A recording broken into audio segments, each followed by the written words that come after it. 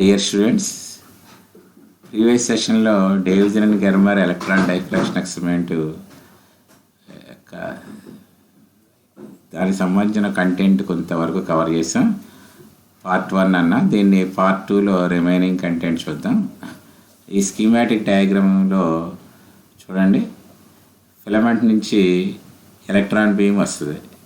Electron beam రావడానికి అవసరమైన battery ఇది అనమాట. దీన్ని ఫిలమెంట్ అంటాం. ఈ ఫిలమెంట్ నుంచి వచ్చిన ఎలక్ట్రాన్ బీమ్ని యాక్సిలరేట్ చేయడానికి ఇక్కడ ఒక బ్యాటరీ వాడతాం. ఈ బ్యాటరీ వాల్యూ పొటెన్షియల్ డిఫరెన్స్ అంటాం. 30 volts నుంచి 600 volts ఉంటుంది. అంటే 30 volts నుంచి 600 volts వరకు యాక్సిలరేట్ చేశారనమాట డేవిజన్ అండ్ గెర్మర్. అంచేతే స్లో మూవింగ్ ఎలక్ట్రాన్ ఎక్స్పెరిమెంట్ అంటాం దీన్ని. అదే జీపీ థామ్సన్ అయితే 50,000 నుంచి 60,000 పొటెన్షియల్ డిఫరెన్స్తో యాక్సిలరేట్ చేస్తారు. ఊహించండి ఎంత స్పీడ్ ఉంటుందో. G P Thomson is son of J A Thomson అనమాట. అంటే ఎలక్ట్రాన్ డైఫ్రాక్షన్ ఎక్స్పెరిమెంట్స్ 2 ఉంటాయి. డేవిజన్ అండ్ గెర్మర్ ఎక్స్పెరిమెంట్ ఉంటుంది, జీపీ థామ్సన్ ఎక్స్పెరిమెంట్. అయితే మీకు జీపీ థామ్సన్ ఎక్స్పెరిమెంట్ సిలబస్లో లేదు కాబట్టి లీవ్ ఇట్. మన స్లో మూవింగ్ ఎలక్ట్రాన్కి వేవ్ నేచర్ ఉందని చెప్తాం అనమాట. ఈ ఫిలమెంట్ నుంచి వచ్చిన ఎలక్ట్రాన్ కాలిమేట్ చేయడానికి సిట్స్ వాడతాం. ఈ సిస్టమేటిక్ అరేంజ్మెంట్ అంతటిని మనం ఎలక్ట్రాన్ గన్ అంటాం. ఏమంటామండి? ఎలక్ట్రాన్ గన్ అంటాం. ఇప్పుడు ఈ నోన్ పొటెన్షియల్ డిఫరెన్స్తో, అంటే తెలిసిన పొటెన్షియల్ డిఫరెన్స్తో యాక్సిలరేట్ కాబడిన ఎలక్ట్రాన్ బీము ఈ కాలిమేట్ అయ్యి ఎలక్ట్రాన్ గన్ నుంచి వచ్చి నికెల్ టార్గెట్ మీద పడుతుందన్నమాట. ఇక్కడ nickel target it self acts as a grating. Target మీద పడగానే, గ్రేటింగ్ మీద పడగానే, నికెల్ క్రిస్టల్ మీద పడగానే ఎలక్ట్రాన్స్ ఇలా రిఫ్లెక్ట్ అవుతాయి ఆర్ స్కాటర్ అవుతాయి. ఈ ఇన్సిడెంట్ బీమ్కి రిఫ్లెక్టెడ్ బీమ్కి మధ్య ఉన్న యాంగిల్ని కోలాటిట్యూడ్ అంటాం ఆర్ యాంగిల్ అంటాం. ఈ రిఫ్లెక్టెడ్ ఎలక్ట్రాన్ బీమ్ని ఫారడే సిలిండర్ కలెక్ట్ చేస్తుందన్నమాట. దీని పేరు ఫారడే సిలిండర్. ఇది డబుల్ వాల్డ్ వెసల్ అండి. ఫిగర్లో ఒక వాలే ఉంది, యాక్చువల్గా డబుల్ వాల్డ్ వెసల్. ఇది ఎప్పుడు ఈ డైరెక్షన్లోనే అది రిఫ్లెక్ట్ అవ్వదు కదండి. ఇలా అవుతుంది, ఇలా అవుతుంది, ఇలా అవుతుంది. సో ఏ యాంగిల్తో రిఫ్లెక్ట్ అయిన ఎలక్ట్రాన్ బీమ్నైనా కలెక్ట్ చేయడానికి వీలుగా ఈ ఫారడే సిలిండర్ని ఒక సర్క్యులర్ గ్రాడ్యుయేటెడ్ స్కేల్ మీద ఫిక్స్ చేస్తారు. అంటే ఇది మూవ్ అవుతూ ఉంటుంది ఫారడే సిలిండర్. ఈ యాంగిల్తో రిఫ్లెక్ట్ అయ్యనుకోండి, స్కేల్ మీద ఈ ఫారడే సిలిండర్ ఈ పొజిషన్కి వచ్చి వాటిని కలెక్ట్ చేసుకుంటుంది. సో స్కేల్ వాల్యూ ఎంత ఉంటుంది అంటే 29 degrees నుంచి 90 degrees. With in this a యాంగిల్తో రిఫ్లెక్ట్ అయిన ఎలక్ట్రాన్ బీమ్నైనా ఈ ఫారడే సిలిండర్ కనెక్ట్ చేస్తుంది. కనెక్ట్ చేయగానే దీన్ని అదర్ ఎండ్ గ్యాలనోమీటర్ కనెక్ట్ చేస్తాం, అదర్ ఎండ్ ఎర్త్ చేస్తాం. అంటే గ్యాలనోమీటర్ ఏం చేస్తామన్నమాట, ఈ రిఫ్లెక్టెడ్ ఎలక్ట్రాన్ బీమ్ యొక్క ఇంటెన్సిటీని ఇమీడియట్గా మెజర్ చేసేస్తుంది ఆర్ కరెంట్ని మెజర్ చేస్తుంది. ఇక్కడ ఈ చిన్న యాంగిల్ తెలుసు మనకి, ఎంత యాంగిల్తో రిఫ్లెక్ట్ అయిందో, దానికి corresponding electron beam intensity or electron current మనకి గ్యాలనోమీటర్ మెజర్ చేస్తాయి. ఇక్కడ మాత్రం చిన్న ప్రికాషనరీ మెజర్ చూడండి. ఫారడే సిలిండర్ని మరి ఏమన్నా డబుల్ వాల్డ్ వెసల్ అన్నాం, కానీ ఫిగర్లో సింగిల్ వాలే ఉంది. ఈ 2 వాల్స్ మధ్య నెగిటివ్ పొటెన్షియల్ కనెక్ట్ చేస్తాం. ఎందుకంటే ఈ నెగిటివ్ పొటెన్షియల్ వాల్యూ -9/10 volts. మీ నోట్స్లో ఉండకపోవచ్చు అది. ఇక్కడ ఈ పొటెన్షియల్ డిఫరెన్స్తో యాక్సిలరేట్ కాబట్టి ఎలక్ట్రాన్ టార్గెట్ మీద పడి అది మాత్రమే ఫారడే సిలిండర్లోకి వెళ్ళాలి. దాని ఇంటెన్సిటీనే గ్యాలనోమీటర్ మెజర్ చేయాలి. ఒకసారి ఎలక్ట్రాన్ బీమ్ నికెల్ టార్గెట్ యొక్క సర్ఫేస్తో ఇంటరాక్ట్ అయినప్పుడు నికెల్ క్రిస్టల్ సర్ఫేస్ నుంచి కూడా ఎలక్ట్రాన్స్ రావడానికి అవకాశం ఉంది. వాటిని సెకండరీ ఎలక్ట్రాన్స్ అంటాం. వాటికి స్పీడ్ తక్కువ ఉంటుందండి. యాక్చువల్గా ఈ యాక్సిలరేటెడ్ ఎలక్ట్రాన్ బీమ్కి దీంతో పోలిస్తే స్పీడ్ ఎక్కువ ఉంటుంది. కాబట్టి జనరల్గా ఈ 2 గోడల మధ్య నెగిటివ్ పొటెన్షియల్ ఎంత కనెక్ట్ చేస్తామంటే -9/10 V అంటే ఇక్కడ applied voltage. For example 30 volts apply చేస్తాం అనుకోండి, -9/10 × 30 ఎంత అయింది? -27 volts. అంటే 30 voltsతో యాక్సిలరేట్ కాబట్టి ఎలక్ట్రాన్లుని ఈ ఫారడే సిలిండర్ కలెక్ట్ చేస్తుంది. ఎందుకంటే -27 ఓవర్కమ్ చేస్తుంది కాబట్టి. కానీ ఈ నికెల్ సర్ఫేస్ నుంచి వచ్చే సెకండరీ ఎలక్ట్రాన్కి అంత స్పీడ్ ఉండదు కాబట్టి ఈ -27 voltsతో కూడిన బ్యారియర్ని అది క్రాస్ చేసి ఫారడే సిలిండర్లోకి ఎంటర్ అవ్వదు. కాబట్టి అవి రిఫ్లెక్ట్స్ బ్యాక్, మన పర్పస్ సర్వ్ అవుతుంది. మనకి నోన్ పొటెన్షియల్ డిఫరెన్స్తో యాక్సిలరేట్ కాబట్టి ఎలక్ట్రాన్ బీమ్ మాత్రమే నికెల్ టార్గెట్ మీద పడి ఫారడే సిలిండర్లోకి ఎంటర్ అవ్వాలి. నికెల్ టార్గెట్ నుంచి వచ్చే సెకండరీ ఎలక్ట్రాన్స్ ఎట్టి పరిస్థితుల్లోనూ ఫారడే సిలిండర్లోకి వెళ్ళకూడదు.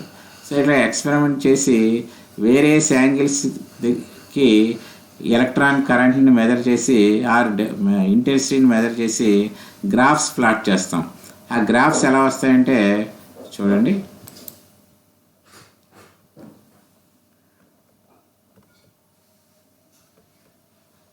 ఈ మ్యాటర్ అంతా మనం ఎక్స్ప్లెయిన్ చేసాం. ఓకే, గ్రాఫ్స్ ఇలా వస్తాయి. యాక్చువల్గా మనం 7 గ్రాఫ్లు డ్రా చేయాలండి. ఇక్కడ 40 వోల్ట్స్ యాక్సిలరేట్ చేస్తాం ఫస్ట్, అప్పుడు స్మూత్ కర్వ్ వస్తుంది. ఇక్కడ ఈ బంప్ రాదండి 40 వోల్ట్స్కి. 44 వోల్ట్స్కి ఈ స్మూత్ కర్వ్ వల్ల కరువులో ఏమొస్తుందంటే చిన్న బంప్ వస్తుందండి. బంప్ అంటే ఎద్దు మోపులా చూడండి, బంప్ అంటాం దీన్ని. చిన్న బంప్ వస్తుంది. 48 వోల్ట్స్కి బంప్ హైట్ పెరుగుద్ది, బంప్ మ్యాగ్నిట్యూడ్ పెరుగుద్ది, బంప్ హైట్ కూడా పెరుగుద్ది. ఇక్కడ మీదతో పోలిస్తే ఇక్కడ హైట్లో లేదండి. 54 వోల్ట్స్ దగ్గర మ్యాక్సిమం హైట్కి రీచ్ అవుతుంది. అక్కడ coal attitude value, angle value ఏమవుతుంది అనమాట 50 degrees. అంటే బంప్ మోస్ట్ ప్రామినెంట్గా ఉంటుంది ఈ పర్టికులర్ పొటెన్షియల్ డిఫరెన్స్ దగ్గర, ఈ కోల్ యాటిట్యూడ్ దగ్గర. అంటే ఇక్కడ ఎలక్ట్రాన్ ఏమైనట్టు అండి, డైఫ్రాక్ట్ అయినట్టు. మళ్ళీ 60 వోల్ట్స్ దగ్గర బంప్ హైట్ తగ్గిపోతుందండి.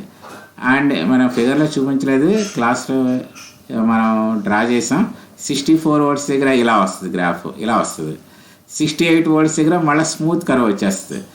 కాబట్టి రిజల్ట్స్ ఏమొచ్చినాయి, with increasing potential the bump moves upwards, move అయింది కదండి. And the bump becomes most prominent in the curve for 54 volts electrons and θ equal to 50. అంటే 50 degrees దగ్గర 54 వోల్ట్స్ దగ్గర మనకి ఎలక్ట్రాన్ ఏమైందనమాట, డైఫ్రాక్ట్ అయ్యి వేవ్ నేచర్ని ఎగ్జిబిట్ చేస్తుంది. కాబట్టి నికెల్ క్రిస్టల్ గ్రేటింగ్లా పనిచేసి తన మీద పడిన ఎలక్ట్రాన్ బీమ్ని డైఫ్రాక్ట్ చేసింది. కాబట్టి నికెల్ క్రిస్టల్ గ్రేటింగ్ అనుకున్నాం కాబట్టి గ్రేటింగ్ ప్రిన్సిపల్ అప్లై చేసి ఎలక్ట్రాన్తో అసోసియేట్ అయ్యే వేవ్ లెంగ్త్ కనుక్కుంటాం. అలాగే డి బ్రోగ్లీ ఫార్ములాతో ఎలక్ట్రాన్ వేవ్ యొక్క వేవ్ లెంగ్త్ కనుక్కుంటాం. 2 వాల్యూస్ మధ్య అగ్రిమెంట్ ఎలా ఉందో చెక్ చేద్దామండి. ఓకేనా?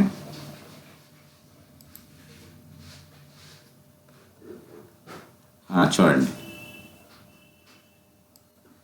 అట్ హయ్యర్ పొటెన్షియల్స్, ఇది ఆల్రెడీ చెప్పానే, the bump gradually disappears. The bump in its most prominent state verifies the existence of electron waves. Diffraction grating principle మీకు తెలుసు కదండి, n equal to d sin θ. Nickel crystal d అంటే ఏంటనమాట, lattice constant. Crystalline సబ్స్టెన్స్లో atoms అన్నీ regular అరేంజ్మెంట్లో ఉంటాయి. ఏ 2 planes మధ్య అయినా distance సమానంగా ఉంటుంది. దాన్నే నికెల్ క్రిస్టల్కి డి వాల్యూ ఎంత ఇచ్చారండి, 2.15 యాంగ్స్ట్రామ్ యూనిట్స్లో ఇచ్చారు. ఏ కోల్ యాటిట్యూడ్ దగ్గర ఎలక్ట్రాన్ డైఫ్రాక్ట్ అయినాయి అన్నాం, 50 degrees దగ్గర. జనరల్గా మనం ఆర్డర్ ఎప్పుడు ఫస్ట్ ఆర్డర్ తీసుకుంటాం. ఈ వాల్యూస్ని పుటప్ చేసినట్లయితే 1 × λ d 2.15 యాంగ్స్ట్రామ్ యూనిట్స్లో ఉంది, sin 50. క్యాలిక్యులేట్ చేస్తే మనకి ఎంత వచ్చిందండి, λ equal to 1.65 angstrom units. So grating principle apply చేసినప్పుడు నికెల్ క్రిస్టల్కి the wavelength associated with the electron beam ఎంత వచ్చిందండి, 1.65 యాంగ్స్ట్రామ్ యూనిట్స్. ఇప్పుడు డి బ్రోగ్లీ ఫార్ములాతో చెక్ చేద్దామండి.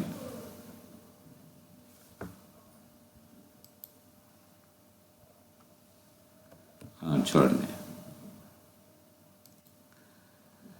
అకార్డింగ్ టు డి బ్రోగ్లీ ఈ ఫార్ములా మనం డెరైవ్ చేసాం క్లాస్లో. The wavelength associated with electrons accelerated through a potential difference v volts. ఇది ఓన్లీ ఫర్ ఎలక్ట్రానిక్ అండి. ఈ ఫార్ములా నెంబర్ ఆఫ్ టైమ్స్ మీకు స్ట్రెస్ చేశాను, 12.26/√v యాంగ్స్ట్రామ్ యూనిట్స్ డైరెక్ట్గా. ఏ పొటెన్షియల్ డిఫరెన్స్ దగ్గర ఎలక్ట్రాన్ డైఫ్రాక్ట్ అయినాయి అనుకున్నాం, 54. So v is replaced by 54. therefore λ is equal to 12.26/√54 angstrom units. It comes out as 1.67 angstrom units. So de Broglie formula the wavelength associated with electron beam 1.67 angstrom units. The grating principle the wavelength associated with the electron beam 1.65 angstrom. ఈ 2 values మధ్య agreement ఉందండి లేదా, ఉంది. కాబట్టి as the 2 values are in good agreement, hence confirms the de Broglie concept of matter waves. కాబట్టి electron by default A nature ఉంటుంది, ఎలక్ట్రాన్కి particle nature ఉంటుంది. అట్లాంటి పార్టికల్ నేచర్తో ఉన్న ఎలక్ట్రాన్ కూడా వేవ్ నేచర్ని ఎగ్జిబిట్ చేస్తుంది కాబట్టి దీన్నే de Broglie concept of matter waves అంటాం. డియర్ స్టూడెంట్స్, ఇది చాలా important one. You take it granted. It is in your university examination. In your pocket you have 10 marks.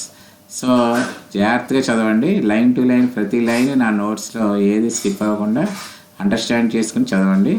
Doubts ఏమైనా వస్తే మీరు గూగుల్ క్లాస్ రూమ్లో అయినా పెట్టండి, వాట్సాప్ పెట్టండి, మెసేజ్ పెట్టండి, లేదా వాయిస్ కాల్ చేయండి, లేదా రెగ్యులర్ క్లాస్లో అడగండి. ఇది చాలా ఇంపార్టెంట్ క్వశ్చన్. ఓకే, నెక్స్ట్ దీంట్లో మనకి హైజెన్బర్గ్ సన్సిటివిటీ ప్రిన్సిపల్లో ఒక కంటెంట్ ఉంది, అది కూడా S A question. With your cooperation next క్లాస్లో అది కవర్ చేస్తే మనం సక్సెస్ఫుల్గా 2 యూనిట్స్ ఆన్సర్ చేసిన వాళ్ళు అవుతాం. సిలబస్ రీజనబుల్గా మనకు బాగా అవుతుంది విత్ యువర్ కోఆపరేషన్. ఇదే కోఆపరేషన్ మీరు కంటిన్యూ చేయండి. మనం ఆన్లైన్ ఆఫ్లైన్ బ్లెండ్ చేసి చక్కగా 5 యూనిట్స్ కవర్ చేసేద్దాం. ఈ యూనిట్లో అండి ఎస్ఏ మామూలుగా 2A or 2B short answer problem వస్తుంది. సో మనం హైజెన్బర్గ్ అన్సర్టెనిటీ ప్రిన్సిపల్ అవ్వగానే ప్రాబ్లమ్స్ వర్కౌట్ చేద్దాం. ఓకేనా? Take care and be safe. Thank you. Feedback share చేయడం మర్చిపోకండి. మీరు ఎవరెవరు చూస్తారో నాకు తెలియట్లేదు. ఫీడ్బ్యాక్ షేర్ చేయండి.